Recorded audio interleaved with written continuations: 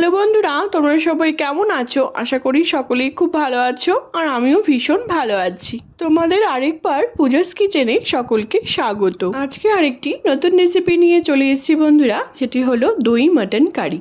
তোমাদের সাথে মাটনের রেসিপি আমি এর আগেও আরেকবার শেয়ার করেছি বন্ধুরা, কিন্তু এই রেসিপিটি একটু অন্যরকমভাবে, একটু ভিন্ন ধরনভাবে তোমাদের সাথে রেসিপিটি আজকে শেয়ার করতে চলেছি বন্ধুরা। যদি ভালো লেগে থাকে আমার এই রেসিপিটিকে, তাহলে অনেক অনেক অনেক বেশি শেয়ার করা তোমাদের সকলকে অনুরোধ রইল। আর কমেন্টের মাধ্যমে অবশ্যই আমাকে জানিও তোমাদের রেসিপিটি কেমন লাগলো। এই রেসিপিটি রুটি, পরোটা, নান, পোলাও, ফ্রায়েড রাইস আর গরম গরম ভাতের সাথেও কিন্তু দারুণ লাগে, জাস্ট জমে যায়, আর কিছু দরকারই হবে না।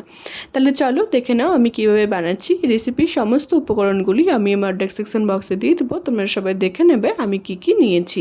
তাহলে চলো শুরু করি। দেখো বন্ধুরা, সবার প্রথমে আমরা মাটনটিকে ভালো মতো করে ধুয়ে পরিষ্কার করে নিয়েছি। তারপর আমরা মাটনটিকে ম্যারিনেট করে নেব। তার জন্য আমাদের লাগছে, আমি এখানে বেশ কিছুটা টক দই নিয়েছি। টক দইটিকে ভালো মতো করে ফেটিয়ে এবার মাটনের মধ্যে আমরা দিয়ে দিব, আর দিব অল্পখানি লবণ। আমরা পরেও লবণ ব্যবহার করব, তার জন্য আমাদের এখানে অল্প পরিমাণে আমি নুন দিয়ে জাস্ট ম্যারিনেটের জন্য আমি এটিকে খুব ভালো মতো করে মেখে এটিকে 15 মিনিটের জন্য রেস্টে রেখে দেব। দইটিকে যদি এভাবে মাটনের মধ্যে ভালো মতো করে মাখিয়ে 15 মিনিটের জন্য আমরা রেখে দিই, তাহলে কিন্তু মাটনের স্বাদ কিন্তু অসাধারণ হয়। তোমরা অবশ্যই চেষ্টা করবে মাটনটিকে ভালো মতো করে দই দিয়ে মেখে মিনিমাম 15 মিনিটের জন্য রেখে দিতে। তারপর আমরা বেশ কিছুটা এখানে আলু নিয়েছি, দুটুকরো করে আমি আলুটিকে ভালো মতো করে ধুয়ে পরিষ্কার করে নিয়েছি। তারপর আমাদের যা যা লাগছে আমি সব কিছু রেডি করে নিয়েছি। পেঁয়াজ কুচি, টমেটো কুচি, পরিমাণ মতো কাঁচা লঙ্কা, বেশ কিছুটা রসুনের কোয়া, আদা আর একটি গোটা রসুন, সব কিছু আমরা নিয়েছি, রেডি করে নিয়েছি। তারপর আমরা সবগুলোকে এটিকে পেস্ট করে নেব একটি মিক্সিতে দিয়ে। তারপর তোমরা নেক্সট স্টেপ দেখো। এখানে আমি একটি মিক্সি নিয়েছি। এবার আমরা এই সবগুলোকে মিক্সির মধ্যে দিয়ে আমি একটি স্মুথ পেস্ট তৈরি করে নেব। তারপর তোমরা নেক্সট স্টেপ দেখো।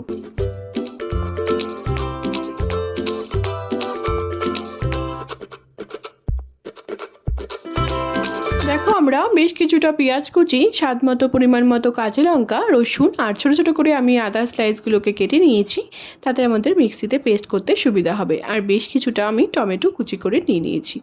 সবগুলো মিক্সির মধ্যে দিয়ে একটুখানি জল দিয়ে আমি একটি স্মুথ পেস্ট তৈরি করে নেব। তারপর তোমরা নেক্সট স্টেপ দেখো। দেখো বন্ধুরা, আমাদের পেস্টটি কিন্তু একদম তৈরি, মশলাটি আমাদের একদম রেডি হয়ে গেছে। দেখো কত স্মুথ পেস্ট আমি তৈরি করে নিয়েছি। তারপর আমরা একটি কড়াই বসিয়ে দিয়েছি আমি গ্যাসে। তারপর আমরা এর মধ্যে পরিমাণ মতো সরষের তেল দিয়ে দেবো। আমরা যে আলুগুলোকে কেটে রেখেছিলাম এর মধ্যে স্বাদ মতো নুন আর হলুদ দিয়ে আমি বেশ লালটে লালটে করে আলুগুলোকে ভেজে তুলে নেব। তারপর তোমরা নেক্সট স্টেপ দেখো।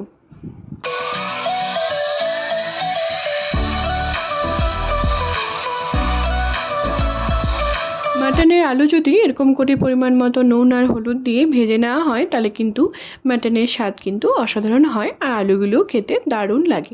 দেখো, আমি এরকম করে লালটে লালটে করে ভেজে আমি তুলে নেব। দেখো, আমাদের সবগুলো আলু কিন্তু ভাজা হয়ে গেছে। এবার আমি এক এক করে সবগুলোকে তুলে নেব।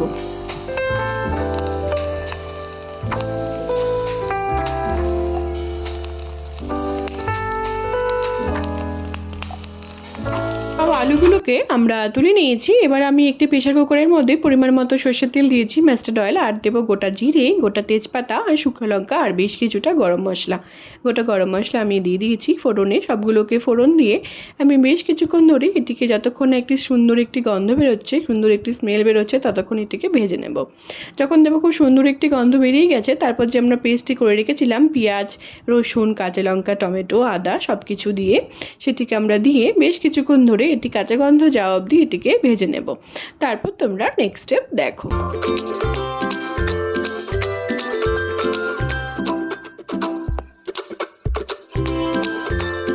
ভালো মতো করে আমরা সবগুলোকে ভেজে নিয়েছি। তারপর যে আমরা মাটনটিকে ম্যারিনেট করে রেখে দিয়েছিলাম দই দিয়ে, সেটিকে এবার আমরা সম্পূর্ণ এর মধ্যে অ্যাড করে দেবো। অ্যাড করে দিয়ে ভালো মতো করে নাড়াচাড়া করে বেশ কিছুক্ষণ ধরে এটিকে কুক করে নেব। তারপর তোমরা নেক্সট স্টেপ দেখো। ম্যারিনেট করা মাটনটিকে যদি এভাবে দিয়ে ভালো মতো করে নাড়াচাড়া করে বেশ কিছুক্ষণ ধরে এটিকে রান্না করে নেওয়া হয়, তাহলে কিন্তু মাটনের স্বাদ কিন্তু অসাধারণ হয়।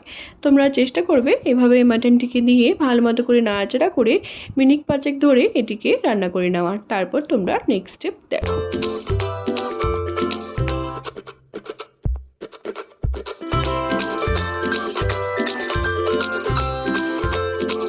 আমরা বেশ কিছুক্ষণ ধরে নাড়াচাড়া করে নেওয়ার পর এর মধ্যে আমরা পরিমাণ মতো নুন আর সব রকম গুঁড়ো মশলা আমি অ্যাড করে দেবো। এখানে আমি 1 টেবিল চামচ করে সব রকম গুঁড়ো মশলা নিয়ে নিয়েছি। কাশ্মীরি লঙ্কার গুঁড়ো, ধনে গুঁড়ো, জিরে গুঁড়ো আর হলুদ গুঁড়ো দিয়ে ভালো মতো করে নাড়াচাড়া করে আবার বেশ কিছুক্ষণ ধরে এটিকে আমরা রান্না করে নেব। তারপর তোমরা নেক্সট স্টেপ দেখো। যতক্ষণ আমাদের মাটন থেকে তেল ছেড়ে এসছে ততক্ষণ আমরা এটিকে নাড়াচাড়া করে রান্না করে নেব। তারপর তোমরা নেক্সট স্টেপ দেখো। আমরা যদি মাটনটিকে এভাবে ভালো মতো করে মশলাটিকে দিয়ে খুব ভালো মতো করে কষিয়ে নেওয়া হয় তাহলে কিন্তু মাটনের স্বাদ কিন্তু অসাধারণ হয় আর মাটনটিও খুব ভালো মতো করে সিদ্ধ হবে। ভালো মতো করে আমরা তেল ছেড়ে আসা অবধি এবার মাটনটিকে কুক করে নেব। তারপর তোমরা নেক্সট স্টেপ দেখো বন্ধুরা, আমরা মাটনটিকে তেল ছেড়ে আসা অবধি খুব ভালো মতো করে এটিকে আমরা কষিয়ে নিয়েছি। যখন দেখবো আমাদের মাটনটি খুব ভালো মতো করে কষে গিয়েছে তারপর আমরা এর মধ্যে উষ্ণ গরম জল আমি এটিকে অ্যাড করে দেবো। তোমরা চেষ্টা করবে অবশ্যই গরম জল অ্যাড করা, ঠান্ডা জল কিন্তু একদম অ্যাড করো না। গরম জল অ্যাড করলে কিন্তু এই মাটনের স্বাদ কিন্তু অসাধারণ হবে। এবার আমরা প্রেসার কুকারটি আটকে আমি 3-4টে এটিকে সিটি মেরে নেব। তারপর তোমরা নেক্সট স্টেপ দেখো।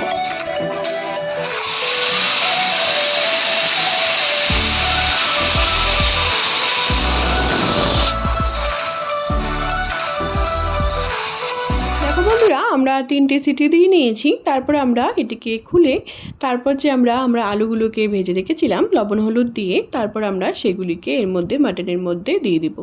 দিয়ে ভালো মতো করে নাড়াচাড়া করে আমি একটি গোটা রসুনও দিয়েছি, এটা একদমই অপশনাল, তোমরা চাইলে এটিকে স্কিপও করতে পারো। তারপর আমরা এটিকে আটকে আবার 2-3টের মতো আমি সিটি মেরে নেব। তারপর তোমরা নেক্সট স্টেপ দেখো। আমি এই দই মটনটিকে প্রেসার কুকারে করেছি, তোমরা চাইলে এটিকে কড়াইয়ের মধ্যেও করতে পারো। একদম স্বাদ কিন্তু একদমই এক হবে, কোনো রকম ডিফারেন্স হবে না। বন্ধুরা, আমাদের 3-4টে সিটি মেরে নেওয়ার পর আমাদের মাটনটি কিন্তু একদম তৈরি হয়ে এসছে, কত সুন্দর করে সিদ্ধ হয়ে গেছে।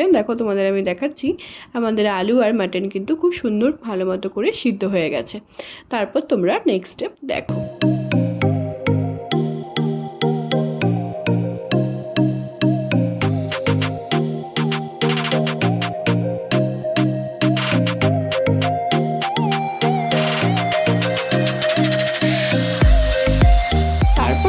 সবশেষে এর মধ্যে বেশ কিছুটা ধনেপাতা কুচি আমি অ্যাড করে দিয়েছি।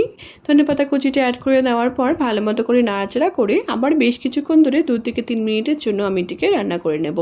আর দেবো সবশেষে বেশ কিছুটা গরম মশলা গুঁড়ো দিয়ে ভালো মতো করে নাড়াচাড়া করে এটিকে আমরা সার্ভ করব। বন্ধুরা, আমাদের দই মাটন কারি কিন্তু একদম তৈরি। গরম গরম ভাতের সাথে কিন্তু দারুণ জমে যাবে, আর কিছু প্রয়োজনই হবে না। রুটি, পরোটা, নান, পোলাও সব কিছুর সাথেই তোমরা এটিকে সার্ভ করে খেতে পারো, দারুণ লাগবে খেতে। তোমরা অবশ্যই বাড়িতে একবার ট্রাই করে আমাকে জানিও তোমাদের এই রেসিপিটি কেমন লাগলো। মাটন কারি, দই মাটন কারি রেসিপিটি তোমরা অবশ্যই বাড়িতে একবার ট্রাই করে আমাকে জানিও তোমাদের রেসিপিটি কেমন লাগলো। যদি ভালো লেগে থাকে বন্ধুরা আমার এই রেসিপিটিকে, তাহলে অনেক অনেক অনেক বেশি শেয়ার করার তোমাদের সকলকে অনুরোধ রইল। আর তোমরা যদি আমার চ্যানেলে নতুন বন্ধু হয়ে থাকো তাহলে অবশ্যই আমার চ্যানেলটিকে সাবস্ক্রাইব করতে কিন্তু একদম ভুলো না। আর কমেন্টের মাধ্যমে অবশ্যই আমাকে জানিও তোমাদের এই দই মাটন কারি নতুনভাবে নতুন পদ্ধতিতে রেসিপিটি কেমন লাগলো। যদি ভালো লেগে থাকে বন্ধুরা তাহলে অনেক অনেক অনেক বেশি শেয়ার করার তোমাদের সকলকে অনুরোধ রইল। আমার ফেসবুকও আরেকটি রান্নার পেজ আছে সুইট কিচেন দিয়ে, সেটি লিঙ্ক আমি সবশেষে তোমাদের সাথে শেয়ার করে দেবো। সেটিকে ফলো করার আর অনেক অনেক অনেক বেশি শেয়ার করার তোমাদের সকলকে অনুরোধ রইল। সবাই ভালো থেকো বন্ধুরা, সুস্থ থেকো। আবার নেক্সট ভিডিওতে দেখা হচ্ছে নতুন একটি রেসিপি নিয়ে। টাটা।